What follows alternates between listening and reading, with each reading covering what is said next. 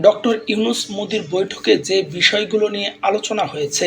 বিমস্টেক সম্মেলনের ফাঁকে বাংলাদেশের প্রধান উপদেষ্টা ডক্টর মোহাম্মদ ইউনূস এবং ভারতীয় প্রধানমন্ত্রী নরেন্দ্র মোদির মধ্যে এক গঠনমূলক ও ফলপ্রসূ দ্বিপাক্ষিক বৈঠক অনুষ্ঠিত হয়েছে। শুক্রবার ৪ এপ্রিল ব্যাংককের এক হোটেলে প্রায় আধা ঘন্টারও বেশি সময় ধরে এই বৈঠক অনুষ্ঠিত হয়। বৈঠকে বাংলাদেশের পক্ষ থেকে শেখ হাসিনার প্রত্যাবর্তন, সীমান্তে হত্যাকাণ্ড, তিস্তা নদীর পানি বণ্টন সহ পারস্পরিক স্বার্থ সংশ্লিষ্ট নানা বিষয় গুরুত্বের সঙ্গে তুলে ধরা হয় বলেও জানান প্রধান উপদেষ্টার পেজ সচিব শফিকুল আলম। তিনি বলেন, বাংলাদেশ ও ভারতের মধ্যে অনুষ্ঠিত এই বৈঠক অত্যন্ত আন্তরিক পরিবেশে হয়েছে।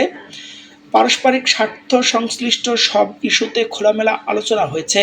শেখ হাসিনার প্রত্যাবর্তন এবং ভারতে বসে তার উস্কানিমূলক বক্তব্য দান এসব বিষয় আলোচনা গুরুত্ব পেয়েছে।